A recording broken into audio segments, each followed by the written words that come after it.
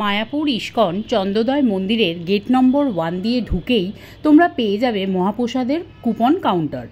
এখানে গীতা ভবন, নামহট্ট ভবন, সুলভ কুপন ও গদা ভবন এই 4 জায়গার কুপনই এখান থেকে পেয়ে যাবে।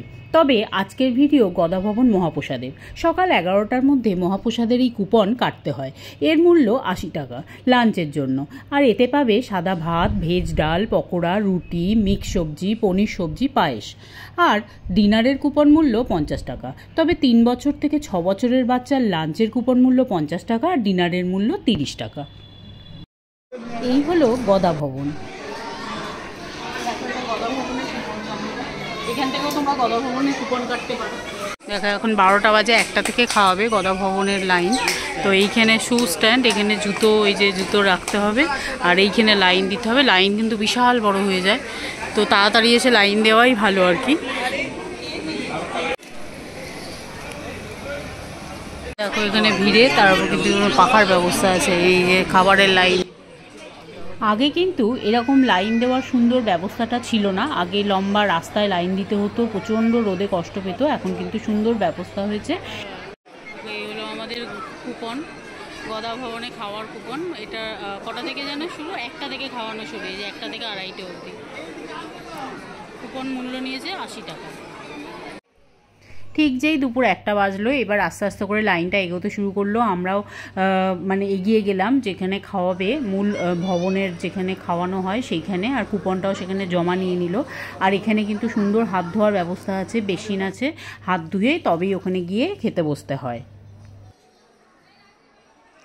দেখো এখন সব ফাঁকা, এবার সব ওই আসছে লাইন, সব শুরু হয়ে যাবে। 1টা বাজলেই খাওয়া দাওয়া শুরু হয়ে যাবে।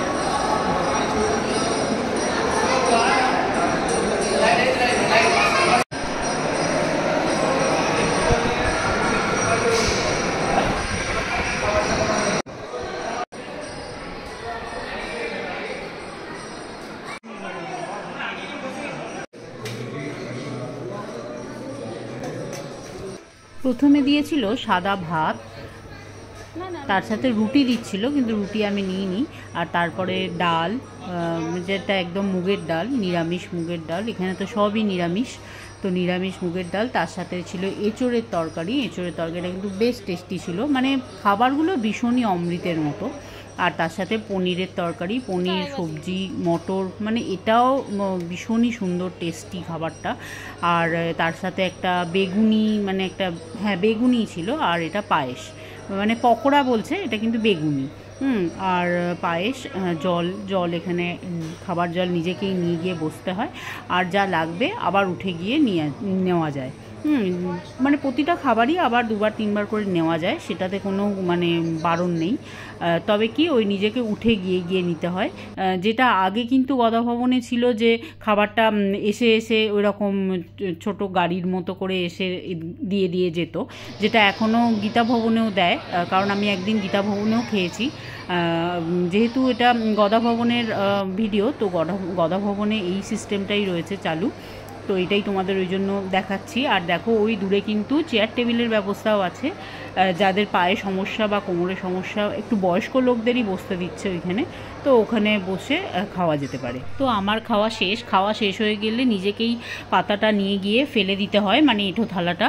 আর সেইখান জায়গাটাও কিন্তু অনেক পাল্টে গেছে, আগের মতো আর নেই, এখন খুব সুন্দর হয়ে গেছে। হাত ধোয়ার বেসিনটা, মানে যেখানে নোংরা ফেলা হয় সেই জায়গাটাও, সমস্তটাই অনেক পরিবর্তন হয়ে গেছে। সে সবই ভালো, কিন্তু ওই একটা সিস্টেমই আমার ভালো লাগেনি, সেটা হলো ওই নিজেকে গিয়ে আবার নিতে যেতে হয় না, ওই খেতে উঠে গিয়ে, যেটা আগে ছিল না। আগে আবার আসতো, এসে দিয়ে যেত, বা ওটা গীতা ভবনেও দেওয়া হয়, সেটাই বেশি ভালো ছিল। আমার তো ওটা খুব ভালো লেগেছিলো। এখন একটু পাল্টে গেছে।